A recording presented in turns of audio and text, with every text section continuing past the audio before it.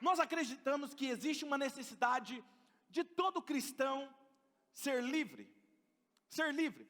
E nós, nessa série de mensagens chamada Sem Amarras, nós estamos tratando alguns assuntos específicos, como nós lidamos com essa batalha espiritual, como nós lidamos com os demônios, coisas espirituais, porque se Jesus lidou com eles, nós também precisamos aprender a lidar com eles.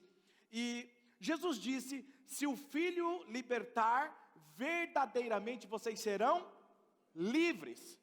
Essa é a palavra de Jesus. Por isso o título da mensagem de hoje será Permissão Concedida, parte 1. Diga comigo, permissão concedida. Eu acredito que muitos de vocês hoje vão estar assim, vão ser surpreendidos com essa mensagem, vocês que estão online nesse momento e vocês que estão aqui presencial. Porque eu acredito que vai quebrar alguns paradigmas acerca de algumas coisas que nós entendemos de forma errada na palavra de Deus.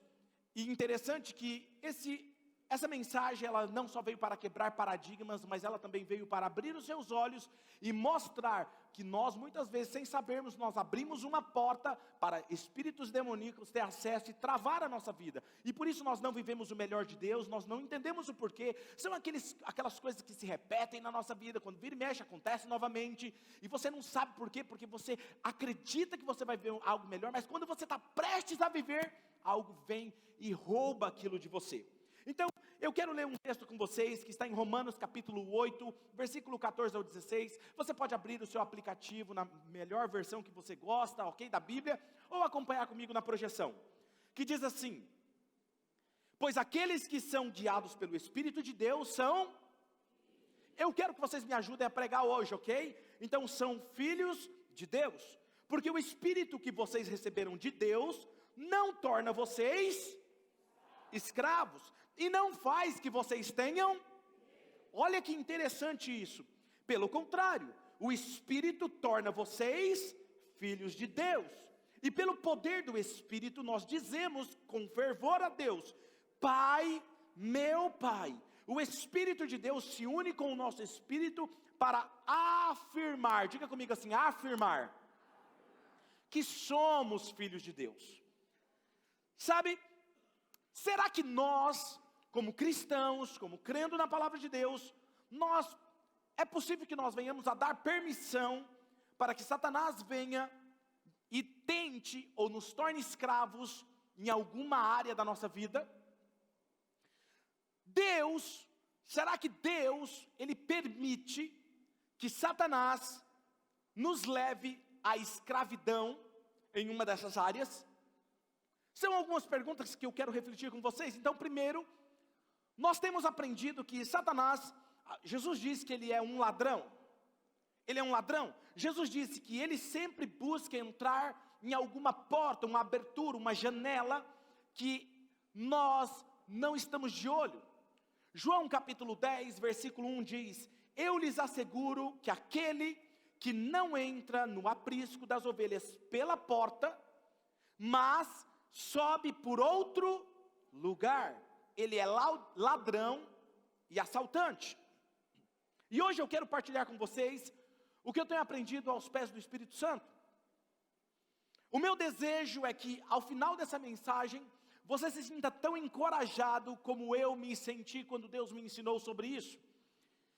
Por exemplo, quem aqui já ouviu a expressão, me ajude, ok? Quem aqui já ouviu a expressão, tadinho de fulano, né? Você viu, o rapaz está sofrendo igual Jó. Já ouviu essa expressão? Isso, seja sincero. Quem aqui também já ouviu a expressão, meu Deus do céu, tem que ter paciência de Jó. Já ouviu? Quando a gente tem essa compreensão, essas frases, quando alguém cita a palavra do nome de Jó, ou nós começamos a ler o texto de Jó, nós já temos um resultado em mente do que irá acontecer. Por isso que nós temos essas expressões na nossa cultura que afirmam, poxa, se fulano está sofrendo muito, é porque ele está sofrendo como Jó. Se eu tenho muita paciência, é porque eu tenho paciência de Jó. Então nós temos um preconceito formado sobre a história de Jó. E isso é aquilo que nós chamamos de, que o cérebro chama, o nosso cérebro faz uma leitura automática. não está lá, mas você lê, o seu cérebro lê aquilo. Por exemplo, a palavra fé. Quando você olha, por exemplo, uma imagem que tem o F e somente um acento, ele não tem a letra E. Você lê o quê? Fé. O E não está lá, mas você entende que é fé. O seu cérebro já tem um preconceito formado do que é a palavra fé. Isso se chama leitura automática, ok? E hoje eu quero quebrar alguns paradigmas e alguns preconceitos formados sobre a história de Jó. Então não fique chateado se você fala, puxa vida, pastor, eu tinha Jó na mais alta estima, ele era o cara para mim, ele era um exemplo de paciência. E eu quero mostrar para você nessa mensagem e na próxima, depois do aniversário, que ele no mínimo abriu 3 portas para Satanás. Então nós vamos conversar sobre isso. Por que Jó sofreu tanto? A pergunta é, você está pronto para quebrar paradigmas? Quem que está pronto? Muito bom. A nossa igreja é incrível, né? Eles gostam de aprender. Isso é incrível. Então vamos lá, juntamente comigo, vamos lá em Jó, capítulo 1, versículo 1 ao 3. Diz assim, na terra de Uz, morava um homem chamado Jó. Ele era bom, diga comigo, bom. Diga bem forte, bom e honesto. Olha isso, o texto continua. Ele temia a Deus. Era um cara super espiritual. Ele temia a Deus e ele procurava não fazer nada que era errado, que fosse errado. Aí ele começa a dar o parecer. Jó era um homem que gostava de ter filhos. Jó tinha 7 filhos e 3 filhas. Imagina, 10. E ele era dono de 7.000 ovelhas. Imagina 7.000 carros. 7.000 carros. Não tinha qualquer um não, era só os melhores. Ele tinha 3.000 camelos. Ele tinha uma frota de outros carros que eram os melhores. Na verdade eram os SUV e tal, as caminhonetes, os caras mais importados. 3.000. Ele não podia ter 5, era 3.000. Ele tinha 1.000 bois, era um fazendeiro, 500 jumentas. E ele tinha também um grande número de escravos. Enfim, Jó era o homem, o que, gente? Mais rico de todo o Oriente. Eu quero fazer hoje 10 perguntas para vocês. Você que está anotando, anote. Eu vou fazer 10 perguntas para a gente refletir sobre a história dele. A primeira pergunta que eu quero fazer é o seguinte: qual foi a causa de toda a desgraça que aconteceu na vida de Jó? Qual foi a causa? Será que Deus iria deixar Satanás em uma disputa com Deus? Porque o texto vai dizer, tá, mas também, olha o que você fez com Jó. Jó prospera, Jó vai na igreja, vai na Oxygen, porque também o Senhor cercou ele de proteção, ele tem o do bom e do melhor, ele tem tudo o que ele quer, ele estala os dedos e algo acontece. Até eu seria temente a Deus. E aí Deus fala para ele, como assim? Você, além de você estar vendo o meu servo Jó que é temente a mim, vai lá então, toca em tudo que ele tem. Só não toca na sua vida.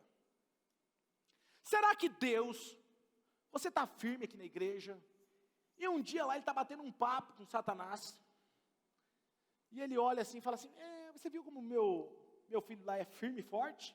Obediente, está prosperando, tudo dando certo na vida dele. Aí Satanás fala, mas também, tudo que ele quer o Senhor dá para ele. Aí Deus fala assim, então vai lá então, tira tudo que ele tem, vou te mostrar que ele é fiel a mim. Você acha mesmo que Deus precisa entrar numa disputa de argumento para provar para Satanás que você é fiel mesmo a Deus? Eu sempre me perguntei isso e eu não conseguia acreditar num Deus desse jeito. E foi estudando a palavra de Deus que eu aprendi isso, que eu quero compartilhar com vocês. Eu quero que você converse com a pessoa que está mais próxima a você, eu vou te dar alguns segundos. Pergunta para ela qual a opinião dela, qual foi a causa de toda a desgraça na vida de Jó. Pergunta, vamos ver se ela sabe alguma coisa. Pode conversar aí com a pessoa que está do seu lado.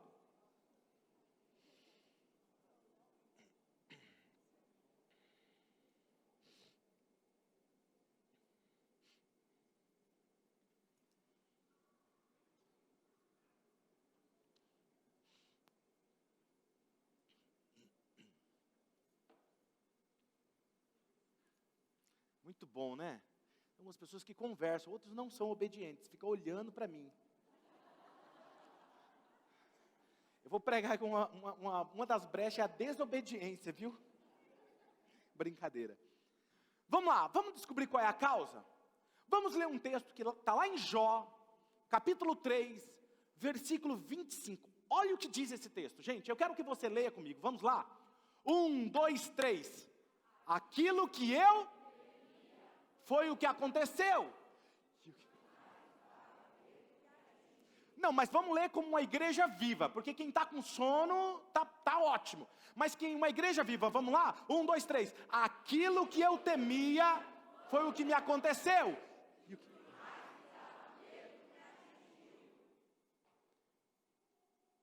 A pergunta é, segunda pergunta, qual foi então a causa de todo o mal que lhe aconteceu? Jó capítulo 1, versículo 4 e o versículo 5, olha isso.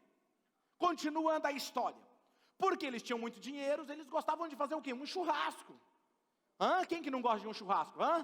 Uma galinhada no domingo, talvez era um domingo, saíram da Oxygen, vamos fazer um churrasco, vamos lá, estamos uns amigos. Olha o que o texto diz, seus filhos costumavam, era de costume, dar banquetes em sua casa, um de cada vez, e convidavam suas 3 irmãs para comerem e beberem com eles, e terminado o período de banquetes, Jó mandava chamá-los, e fazia com que eles se purificassem.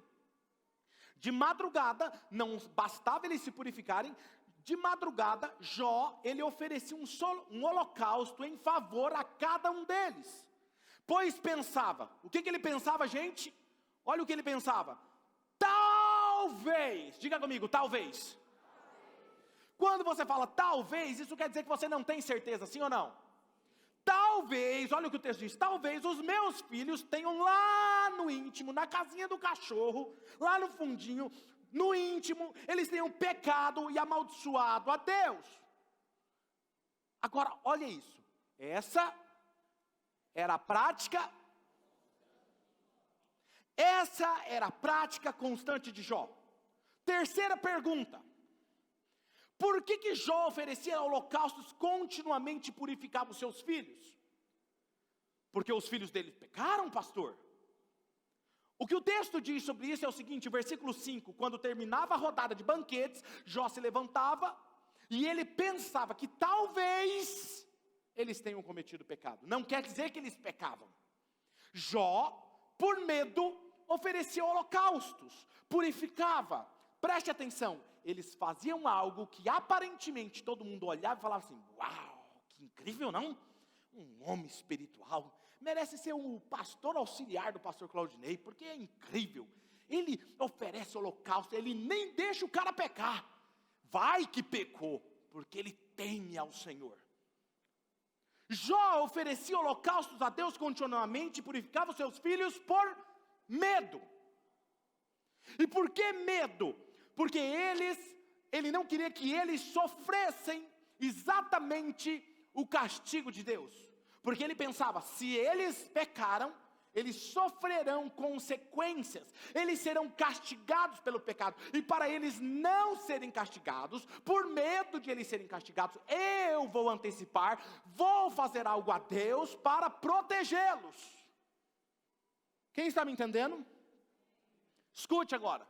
Todas as vezes que você oferecer algo a Deus, para negociar com Ele, ou pela motivação errada, que não seja pelo amor, Satanás vai te confrontar no caminho. Talvez o fato de você, não, mas eu estou indo na igreja, eu sou dizimista, não, eu estou fazendo tudo certinho, mas se a sua motivação não é por amor, mas é para se autoproteger, Satanás vai te encontrar no meio do caminho. É isso que o texto está dizendo? Agora escute, o nosso motivo de culto a Deus, as nossas ofertas, o nosso sacrifício, seja lá o que for, o fato de você ser um voluntário, o fato de você ser um dizimista, o fato de você servir, tudo que nós fazemos para Deus, a nossa motivação deve ser por amor. Reconheço, não faço para receber algo em troca, eu não faço para me proteger. Por que você ora? Eu não oro para Deus me abençoar, porque eu já sou abençoado. Eu não jejuo para simplesmente alcançar o favor de Deus, porque eu já tenho o favor de Deus. Eu jejuo para estar mais sensível à voz dEle. Por que você ora? Eu oro para conversar com meu Deus. Por que você é dizimista? Porque eu dou a Deus o que é de Deus. Por que você serve? Porque eu amo pessoas e eu amo Jesus. Por que você faz o que você faz? Porque eu amo a Deus e amo a Jesus. Eu já tenho tudo o que eu preciso. Agora escute, João capítulo 3, versículo 16, por que eu digo isso? Porque a primeira atitude de Deus, quando foi fazer algo por nós, não foi querendo algo em troca, foi por amor. João 3,16 diz o quê? Todo mundo sabe esse texto, vamos lá? Porque Deus amou o mundo de tal maneira, que deu o seu único filho. Não. Vocês estão conseguindo dar uma lida aqui, gente? Vamos lá? Porque Deus, projeta o texto para mim, olha lá. Porque Deus amou o mundo tanto, que deu o seu único filho, para que todo aquele que nele crer, não morra, mas tenha o quê? A vida eterna. Deus fez porque Ele amou você primeiro. Ele não fez para querer algo de você. Ele fez por amor. As nossas atitudes devem ser, escuta isso, as nossas atitudes devem ser resposta do nosso amor a Deus, e não por barganha ou para chamar a atenção de Deus. E Jó, ele estava o quê? Tentando pegar a proteção de Deus. É aquele tipo de gente que ele está dentro da igreja, mas ele fala: se eu não fizer isso, Deus não vai fazer por mim. Deus já fez, você não está entendendo. Entende? Agora vamos lá. Hoje e na próxima mensagem, depois do aniversário, eu quero mostrar numa sequência, e eu vou falar das outras duas portas que Jó abriu para o inimigo fazer o que fez na vida dele. Agora veja, Jó, ele deu uma legalidade para Satanás.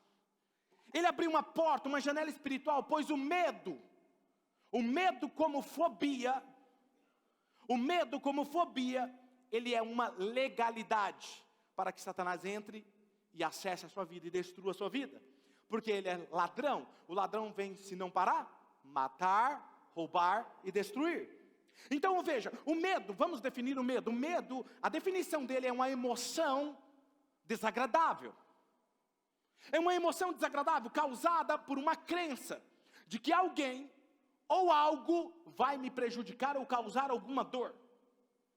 Ok? Isso é um medo, isso é a emoção do medo. Aí talvez você me pergunte: mas pastor, isso quer dizer que eu nunca posso ter medo? Será que eu nunca posso mais ter medo? Porque todo mundo tem medo. Eu sei que tem gente que está me ouvindo agora: eu não tenho medo, eu encaro qualquer coisa. Não, você tem medo. Porque o medo, ele foi colocado dentro do ser humano. É natural você ter medo, ok? O medo te protege do perigo. O medo libera adrenalina para você fugir de algo, de um cachorro que está vindo à sua direção, que tenha Lu no nome. Entenderam? O medo, ele libera adrenalina para proteção sua. Agora veja, o medo então faz parte do ser humano. Faz a criança não tocar em uma panela quente. O medo. Então o medo em si, ele não é algo ruim, ele é uma emoção colocada dentro do ser humano. O medo te protege, e aqui é uma coisa, quando é que ele te protege? Quando ele é uma chave de ignição para você agir, para te tirar do lugar. Pessoas fazem algo incrível quando elas estão sob pressão e medo. Por exemplo, uma mãe é capaz de levantar um veículo do chão, sob pressão e medo, para salvar o seu filho. Então espera aí, é uma emoção. Aí você fala: mas pastor, quando é que o medo é uma legalidade? Olha o que Deus me ensinou. Quarta pergunta: quando uma criança tem medo, como é que ela reage? Uma criança, pensa um instante. Medo do escuro, medo de ficar só. Eu já contei isso aqui para vocês. Uma vez a Radassa era muito pequenininha, eu acho que ela tinha uns 3, 4 anos, estava chegando da faculdade. Nós morávamos junto com os outros seminaristas. E eu cheguei e ela estava chorando muito. Isso era 10h30 da noite, 11 horas. E ela veio correndo e pulou no meu colo, me abraçou chorando em prantos. Eu falei: filho, o que está acontecendo? E aí ela falou assim: papai, ele disse que tem uma coruja ali que come os olhos das crianças naquela casinha. Pensa na vontade, o menino tinha um cabelo comprido. Pensa na vontade que eu fiquei de pegar aqui pelo canto assim e falar, vem cá. Vem que eu vou te mostrar o que é que tem coruja aqui agora. Levei ela lá. Mostrei a casinha para ela, acendi a luz. Falei, filha, não tem nada aqui. Uma criança, quando ela tem medo, ela corre para os braços do pai. Com certeza ela pede no mínimo para ficar perto do pai. Porque o medo da criança gera dependência do pai. Diga comigo, o medo da criança gera dependência. Agora a quinta pergunta, como que um adulto reage ao medo? Uma pessoa adulta, se a cidade é violenta, se ele está ouvindo algum índice de violência aumentando, se está tendo assalto, ladrões, perigo, ele procura os seus pais? Não, o que ele faz? Coloca alarme, blinda o carro, coloca câmeras, coloca cerca, não é? Ele faz algo para se proteger. O adulto, o independente, o medo dele gera independência. Ele coloca algo, ele faz algo para se proteger. O medo do adulto leva ele à independência, pois ele não age mais como uma criança, porque ele já tem uma vida independente. Ou seja, o medo do adulto gera independência do pai. O problema é que quando o medo se torna uma fobia de quarto fechado, fobia de ficar sem um celular. Tem gente que tem essa fobia, nós vamos libertar isso aqui, viu? Tem uns que não conseguem. Faz um teste, pega o celular e fala, filho, deixa ali. Cara, é mais forte que a pessoa, ela está falando, ela fica olhando assim para o celular. Se vibra então, já quer saber o que está acontecendo. Quem aqui tem essa fobia? Levanta a mão. Olha ali, ó, teve um corajoso, tá vendo, filho? Por causa disso você pode ser liberto disso, entendeu? Porque quem esconde continua do mesmo jeito. Eu gosto dessa igreja que é autêntica, né, cara? Ela fala sempre a verdade. Então veja, sexta pergunta que eu quero fazer para vocês. Por que Jó oferecia holocaustos e purificava os seus filhos? Por medo e não por amor. Por medo. Ele fazia algo acreditando que aquilo que ele estava fazendo iria proteger a sua família.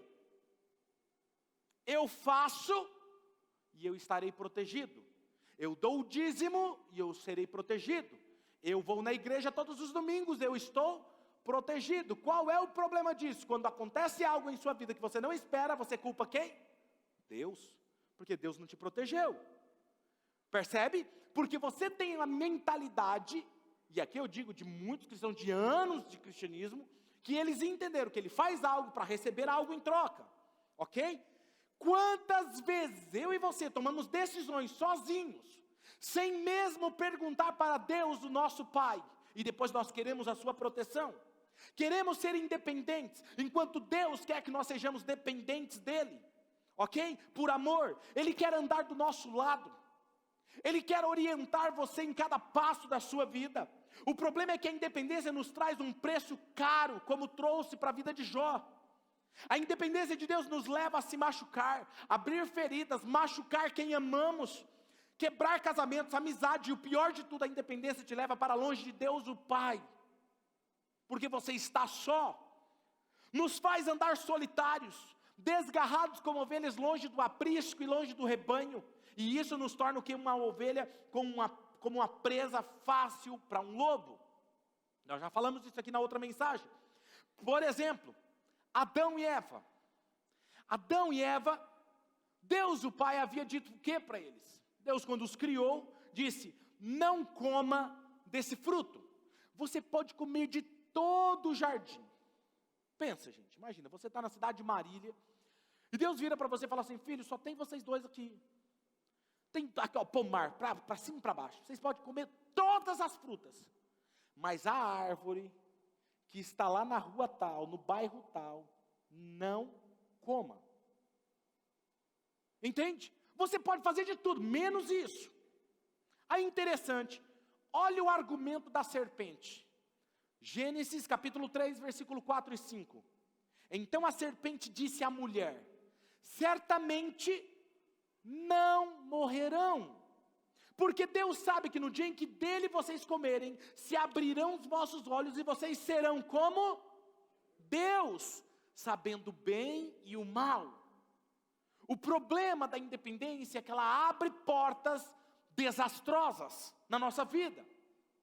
Com essa independência, Adão e Eva, o que eles fizeram? Eles perderam o que era mais precioso, a companhia do próprio Deus com eles. Eles perderam o jardim, que era todas as delícias, tudo de bom e de melhor para eles, que tudo que eles precisavam estavam ali. Eles perderam isso. Eles passou a dor da ausência de Deus, passou a fazer parte do dia a dia deles. Ok? Eles não se encontravam mais com Deus, porque eles perderam esse relacionamento, e essa ausência os consumia. Agora veja, dizem alguns estudiosos que Adão e Eva sofreram uma profunda depressão depois que eles saíram do jardim. Toda vez, escute, toda vez que você comer do fruto da independência, você comerá o fruto amargo das consequências. Vou repetir. Toda vez que você comer do fruto da independência, você comerá o fruto amargo das consequências. Sétima pergunta que eu quero fazer para vocês. Deus como pai, Deus é um pai, um bom pai, deixou que Satanás tocasse nos bens de Jó e na vida dos seus filhos? Por que Satanás pediu para tocar em Jó? Será que Deus é um bom pai? Diga comigo, Deus é bom. Como que Deus, sendo bom, disse para Satanás, pode tocar na vida dos filhos dele, pode tocar nos bens dele, só não toque na vida dele? Por que Satanás pede para Deus para tocar na vida dele? Escute isso. Vamos ler o texto, Jó capítulo 6, versículo 6 ao 12. Vamos ler juntos. Certo dia, os anjos vieram apresentar-se diante do Senhor, e Satanás também veio com eles. E o Senhor disse a Satanás, de onde você veio? Satanás respondeu ao Senhor, de perambular pela terra e andar por ela. Disse então o Senhor a Satanás, você reparou meu servo Jó? Você viu como ele estava cantando hoje lá na igreja? Não há ninguém na terra como ele, irrepreensível, íntegro, homem que teme a Deus e evita o mal. Será que Jó não tem razões para temer a Deus? Escute isso. Respondeu Satanás, acaso você não puseste uma cerca em volta dele, ó a cerca espiritual da proteção, por acaso você não colocou uma cerca em volta dele, da família dele, de tudo que ele possui? Tu mesmo tem abençoado tudo o que ele faz. Está vendo quem que abençoa? O que você faz? O próprio Deus. Você mesmo tem abençoado ele, de modo que os seus rebanhos estão se espalhando por toda a terra, mas estende a mão e fere tudo o que ele tem, e com certeza ele te amaldiçoará na sua face. E o Senhor disse a Satanás, pois bem, leia comigo essa parte, vamos lá? 1, 2, 3.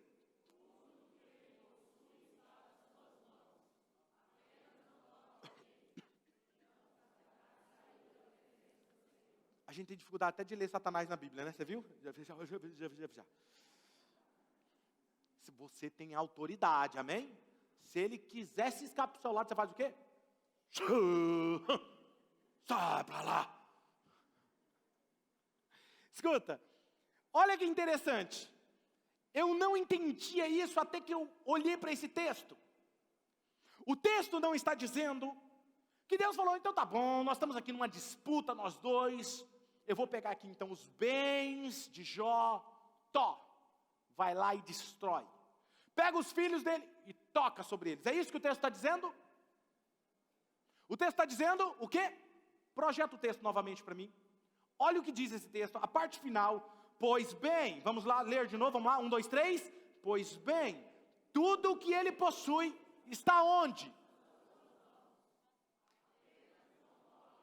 Escuta, já estava na mão do inimigo. E por que então que Satanás queria tocar na vida dele? Escute isso, 8ª pergunta, onde estavam os bens de tudo que Jó possuía? Nas mãos dele. Deus não estava entregando tudo de Jó nas mãos de Satanás. Ele não precisava fazer isso, porque nós já entregamos na mão do inimigo, toda vez que nós somos independentes de Deus. Todas as vezes que você tem uma atitude independente de Deus, você está pegando o que é seu, seus bens, sua família, e está permitindo que o inimigo tenha acesso. Agora o detalhe, só que mesmo Satanás tendo a legalidade, ele precisa pedir permissão a Deus.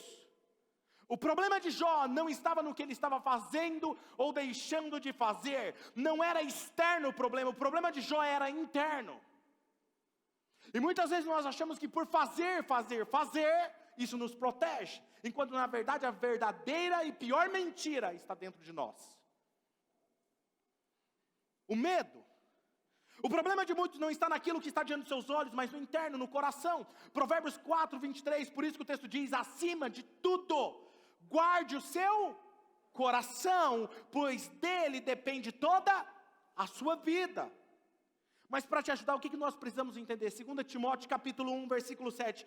Pois Deus não nos deu o espírito de covardia, mas de poder, de amor e de equilíbrio.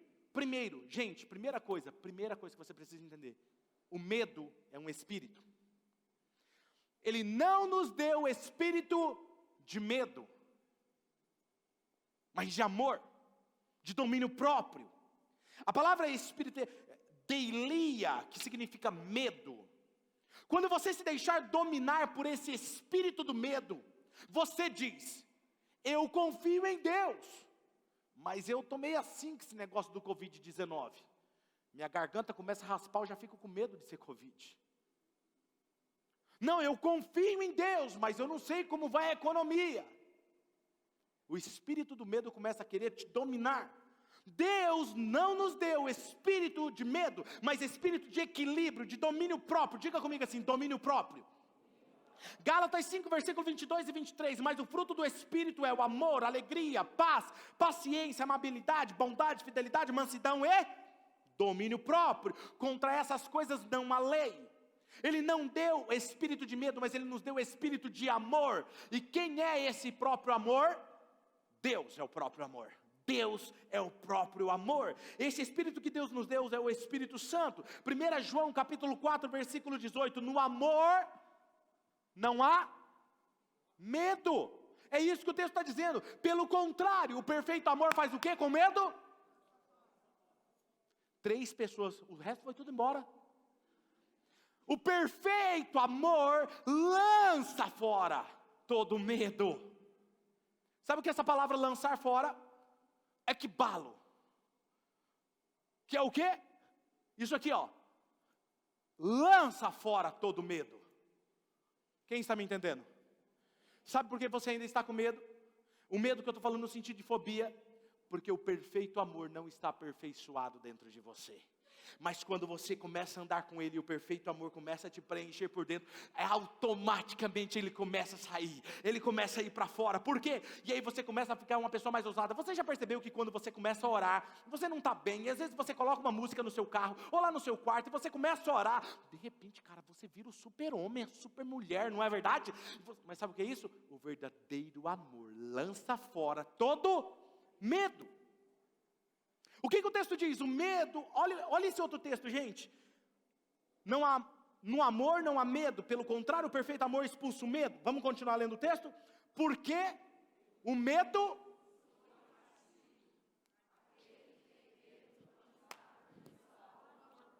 O que Jó tinha medo? De castigo. Porque quem tem medo, o medo, ele espera castigo. Agora perceba, o medo pode ser controlado. O medo pode ser dominado, porque o medo está na nossa mente. Agora vem comigo que você vai se levantar dessa cadeira. Era só uma introdução. O medo está na sua mente. E como ele está na mente, ele pode ser controlado. O oposto do medo é a sua fé. Aí você vai falar, mas pastor, a fé não está na minha mente. Não, a sua fé está no seu espírito. Por isso que se tivesse na sua mente, quem tinha um QI avançado, como muitos de vocês aqui, teria uma fé maior que a minha. Mas por que Deus disse? Ele deu uma boa medida de fé para cada um. Porque não está no seu QI, está dentro do seu espírito. E o que está no seu espírito pode controlar o que está na sua mente. Se o medo está tentando te aprisionar, eu quero te dizer, Deus colocou uma boa medida de fé dentro de você, para você controlar o medo. Ele vai te fazer avançar. A fé está no nosso coração, no nosso espírito, e isso é fé. Essa fé pode dominar o medo. Agora, a nona pergunta: por que Deus te deu esse espírito? Romanos 8, versículo 14 ao 16. Pois aqueles que são guiados pelo Espírito de Deus são... Porque o Espírito que vocês receberam de Deus não torna vocês escravos, e não faz com que tenham medo. Pelo contrário, o Espírito torna vocês o quê? Filhos de Deus. Pelo poder do Espírito dizemos com fervor a Deus: Pai, meu Pai. O Espírito de Deus se une com o nosso Espírito para afirmar, vaticinar, sublinhar, enfatizar, cravar, gravar: você é filho de Deus. Agora, eu não consigo imaginar, o próprio Deus pegou o chefe deles, o dia que ele lá quis levantar lá no céu e fazer uma graça, Deus fez assim com ele: desce, você é filho dele, você vai ter medo dele? Agora escute isso aqui. Por que ele nos faz sermos filhos? Filhos dependentes do Pai, filhos que não possuem o medo, que não leva para longe do Pai. Ou seja, esse Espírito que Deus colocou dentro de mim, dentro de você, ele gera uma convicção em nosso espírito de que somos filhos, e que como filhos não estamos só. E se somos filhos, nós podemos ter domínio sobre o medo. Gálatas, capítulo de número 4, versículo 5 ao 7, a fim de redimir o que estavam sob a lei, para que recebêssemos a adoção de filhos. E porque vocês são filhos, Deus enviou o Espírito do seu Filho aos seus corações, a qual clama: Abba, Pai. Assim você já não é mais escravo, mas filho. E por ser filho, Deus também o tornou...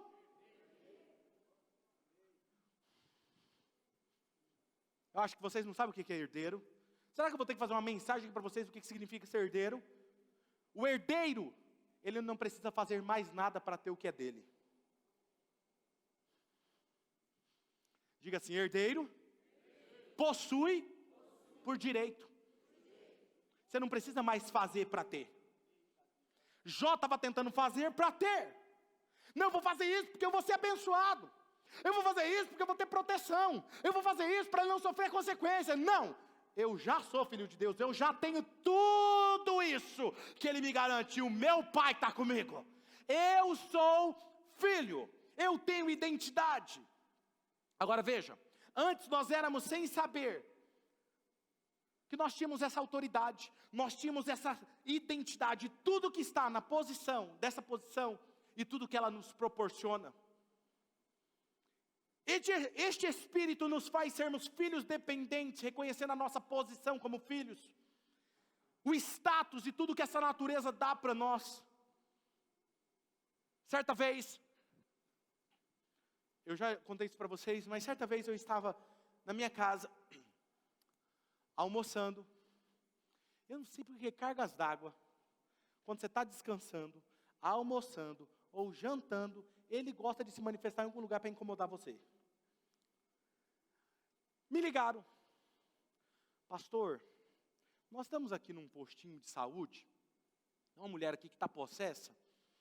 Será que o senhor poderia vir aqui? Porque nós já oramos, a intercessão que já orou, os bombeiros, está todo mundo segurando aqui, ninguém segura essa mulher, o senhor precisa vir aqui. Eu falei: cara, mas no horário do meu almoço, se eu tivesse aprendido aquela lição, eu ia fazer por telefone, igual eu fiz da outra vez. Mas como eu não sabia ainda, falei: pensa num cara que ficou bravo. Eu tenho pouco tempo para almoçar e descansar. Aí ele vai agora me atrapalhar no horário do meu almoço. Peguei meu palinho branco. Quem lembra do meu palinho branco? Quem estava lá lembra, né, Zé Vinícius? Peguei meu palinho branco e rasguei, sabe, aqui perto da igreja, aqui, esse postinho aqui na frente. Aqui. Parei lá na frente, aquele muvuca, aquele negócio, resgate, os bombeiros e a mulher gritando. E eu saí, entrei e falei: quem quer? Quem quer? Aquela mulher. Quando eu cheguei na sala, estava cheio de gente e os bombeiros assim com a mulher na parede, né? É uma loucura, né? Imagina assim, um segurando no braço, o outro na perna, o outro lá assim, e a mulher... Eu falei: solta, solta, solta. Aí todo: não, pastor. Eu falei: solta. Soltaram, eu falei assim: sai dela. Ela caiu. Eu falei, agora pode cuidar dela. Virei as costas e saí. Aí a mulher fez assim. Da onde o senhor é pastor? Eu falei, não, está resolvido o problema. Sabe o que é? Quando você entende que você é filho, onde você está, o seu pai está com você. Quando você é filho, você pode ser um pouco abusado, entendeu? Você chega lá, o pai está junto. O que ele vai fazer? O quê? Ixi, esse aí foi o que expulsou o chefe. Sai correndo. Mas aí você tem que ser o quê? Filho. Filho, detalhe. Agora veja, qual é o problema de nós não reconhecermos essa natureza como filhos? Não usamos o quê? Essa convicção, essa fé gerada em nosso espírito. E o que acontece? Deixa eu te explicar da seguinte forma para você entender. A fé, ela é como uma moeda no mundo espiritual. Ok? Para te ajudar a entender, por exemplo, o dinheiro. O dinheiro, o que ele é? Uma moeda de troca. Ok? Então, por exemplo, se você tem 50 reais, eu consigo te comprar um hambúrguer, né? E umas batatas fritas. Não é? Você gosta disso? Entendi. Ou seja, eu vou lá, eu dou o dinheiro, pego e troco por um hambúrguer e uma batata frita. Eu posso pegar 50 reais e crer que pode encher o meu tanque da moto. Não entendeu o que eu ia falar? Da moto. Da bis. Pronto. Aí enche o tanque de combustível. Ok? Uma moeda de troca. O que eu estou querendo dizer é que a fé, ela é como uma moeda de troca. Agora perceba, eu posso comer o dinheiro? Não, porque ele é uma moeda de troca. Eu posso colocar o dinheiro dentro do combustível e ele vai virar combustível? Não, porque ele é uma moeda de troca. A fé é uma moeda de troca no mundo espiritual. Por isso que lá em Hebreus vai dizer assim que pela fé os heróis fizeram. Pela fé, Abraão fez isso. Pela fé, todo o universo foi criado. Pela fé, José alcançou isso. Pela fé, fulano alcançou isso. Pela fé, os heróis. Escute o que eu estou te falando. Deus te deu a fé. Por que você não realiza? Porque você não usa ela. Você não tem essa convicção. Agora perceba. O que aprendemos aqui é que a palavra de Deus diz que tudo que nós vemos foi criado por aquilo que você não vê. Pega isso. Nós não enxergamos. Pela fé, tudo que se vê foi criado daquilo que não se vê. Jó, antes de viver tudo aquilo, ele viu a desgraça dentro dele. Por isso que ele viveu a desgraça. Porque o seu problema não está no externo, está no interno. Aquilo que eu vejo constantemente dentro de mim, é o que eu vou experimentar fora de mim. Eu vou fazer isso para me proteger. Eu vou fazer isso para não sei o quê. Porque vai que acontece alguma coisa. É questão de tempo.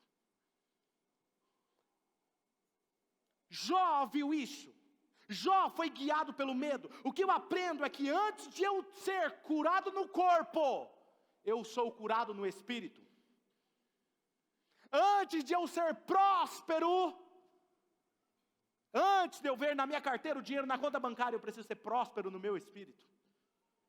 Porque como eu me vejo, assim eu sou. Quem está me entendendo? Antes de você ser médica, ser médico, você tem que ser médico dentro de você. E as pessoas vão te chamar de médico e reconhecer você com um diploma, porque você já é aquilo que eles estão vendo. Primeira vez que eu aprendi esse princípio, eu era uma pessoa, um voluntário na igreja, e eu estava andando na rua e passou uma criança, e já estava uns 50 metros longe de mim, e ela voltou para trás, voltou e falou assim, oi pastor! Eu falei, pastor? Eu olhei, não tinha ninguém. Eu falei, eu? Tudo bem? Eu falei, pastor, eu? Deus falou assim, eles já estão reconhecendo aquilo que eu fiz dentro de você. Nunca busque alguma coisa de fora, sem antes você ser dentro. O problema de muitos de vocês é que vocês estão buscando fazer as coisas acontecer aqui fora, enquanto aqui dentro você não acredita e você não se enxerga assim. Só isso já valeu a de hoje. Fala a verdade, gente, eu estou pregando bem. Eu acho que daqui uns 10 anos eu vou ficar um pastor melhor. Sabe? tudo que é tangível na sua casa, não começou do lado de fora. A poltrona lá na sua casa, sabe aquela poltrona? Madeira, parafuso, tecido, almofada, não começou lá. Começou onde? Na ideia. Tudo que você vê tangível começou no intangível. A primeira coisa que fica clara é que antes de existir na nossa realidade, precisa existir na mente.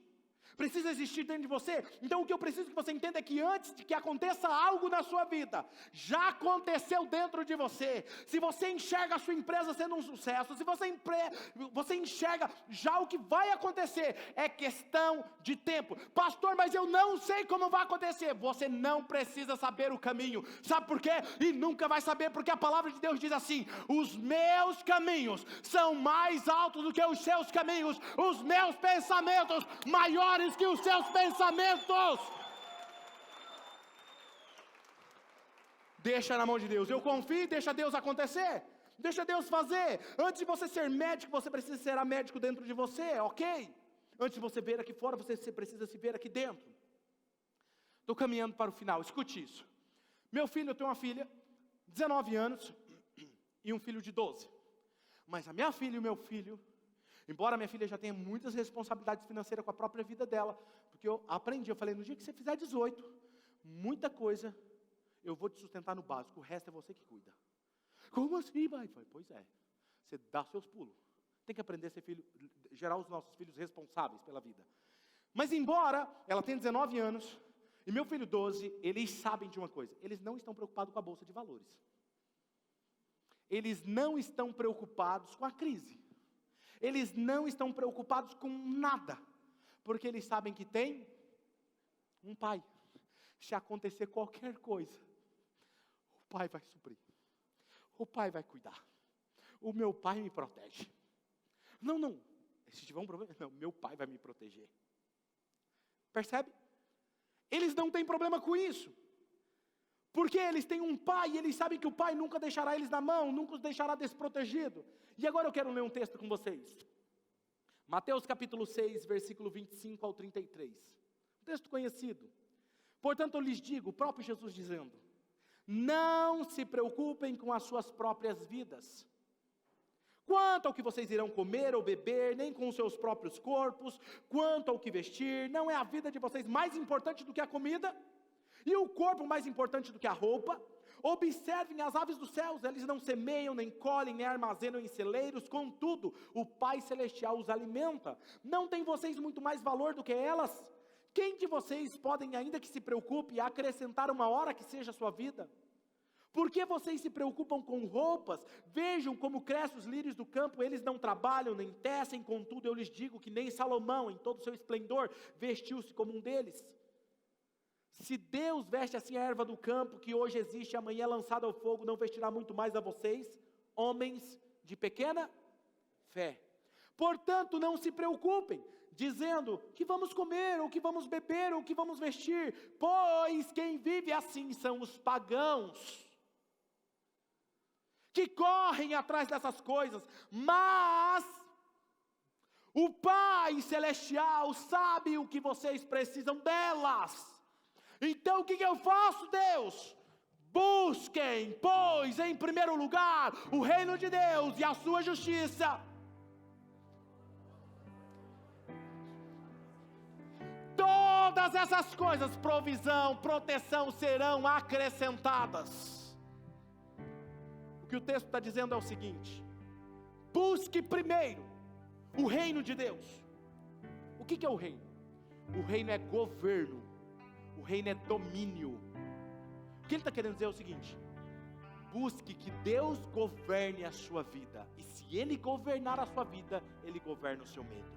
Se Ele governa e domina a sua vida, o medo não tem vez, porque está aperfeiçoado no amor. E se você está aperfeiçoado no amor, o verdadeiro amor lança fora o medo, porque Deus é amor. E quando você for governado pelo céu, tudo que te aflige, toda fobia, toda toda a porta que está aberta, brecha, será fechada, e todas essas coisas serão acrescentadas. A abundância, todos os recursos emocionais, espirituais e materiais serão liberados para você por direito, porque você é filho, e quem é filho é herdeiro.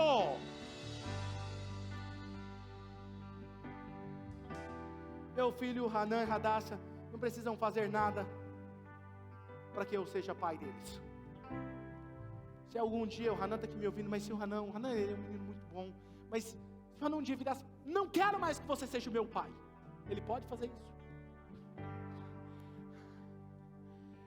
Ele não precisa fazer nada para ter o meu amor, mas tem uma coisa que eu gosto. Um dia, eu estava preparando a mensagem num domingo, eu sempre estudo, eu levanto muito cedo, antes das 4 da manhã, estou estudando, estou orando, e às vezes ele levanta muito cedo, ele levanta umas 6 horas, ou antes das 6, e ele foi lá, e eu estava assim, eu tomei um susto, porque, eu não sei se ele lembra disso, ele veio e me abraçou, me deu um cheiro, me deu um beijo, falou, pai, eu te amo. Rapaz, aquilo encheu meu coração. Sabe quando você levanta mais cedo, e você senta no seu sofá, você fala assim, papai, eu te amo. Quem está entendendo? Aquele tempo que você passa com ele, o coração dele se enche, porque você é filho. O nosso problema é que Satanás quer te aprisionar, que você se sinta sempre culpado, sujo, com medo, porque fazendo isso ele te aprisiona. Por isso que ele está tão furioso, que vai te impedir de vir ouvir essa série. Por quê? Porque ele vai perder o controle na sua vida. Agora escute, tudo que o filho tem, representa o que o pai tem. Se o seu filho precisa de um tênis, você vai comprar um tênis, certo? Mas você vai comprar de acordo com os seus recursos, não é verdade? Tem pais que têm mais recursos que outros, vai comprar um tênis mais caro, porque o pai pode. Escuta, o que o filho tem, representa o que o pai tem. Se você é filho, o que você tem, representa o seu pai. E eu não quero que meu filho ande de qualquer jeito, a não ser que ele queira. Não vou vestir esse tênis furado mesmo, não vou vestir esse rasgado mesmo. Não. Primeira coisa que eu falo, pai, não dá desse jeito na rua não. Volte. Vai trocar de roupa. Não é assim? Por quê? Porque ele me representa. Quem está entendendo? Deus quer que você ande de cabeça erguida. Quando você sair por aquelas portas agora, eu quero que você ande como filho. Mas não qualquer filho não. Você é filho herdeiro. E o que você tem é por direito. Você não precisa mais correr atrás de provisão. Você não precisa correr atrás de proteção, porque você já tem. E é por direito. 10ª pergunta. Pode aplaudir a Jesus. Você ainda acha que Deus não tem o suficiente? Ele é conhecido em um do seu nome, é El Shaddai. Sabe o que significa El Shaddai? O Deus do mais que suficiente. Aí falando, não, mas Deus podia mandar só para me pagar essa conta aqui. Ei, você está pensando como escravo ainda. Deus pode mandar além, o mais do que suficiente. Quando Ele proveu o maná do deserto, Ele não mandou o suficiente, Ele mandou além, chegava a se estragar. E Ele falava assim, não guarda. Não, eu quero guardar, não guarde, porque eu vou te dar mais amanhã. Deus sempre manda mais do que o suficiente. Quando aquele garoto levou os seus pães e os seus peixinhos para Deus, o que aconteceu? Sobraram 12 cestos. Deus perdeu a conta? Não, porque tudo que Ele faz é mais do que o suficiente. Deus vai te surpreender esse ano, e eu quero que você se prepare para isso. Eu quero que você entenda que você é filho. Eu quero que você se prepare quando você for atender os seus clientes, quando você entrar naquele lugar. Receba show. Receba essa palavra do céu para a sua vida. 10ª pergunta. Onde se encontra a sua vida hoje? Onde se encontram os seus bens? Por que você é cristão? Por que você é dizimista? Por que você é membro dessa casa? Por que você ora? Por que você faz o que você faz? Quando você se sentir preocupado, quando o medo tentar te afligir, eu quero que você fale como Davi. Olha esse salmo, leia comigo. Salmo 53, 56, 3. Vamos ler juntos? 1, 2, 3.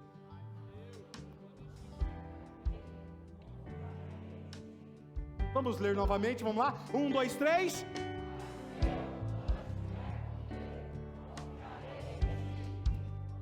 Se coloque em pé, em nome de Jesus.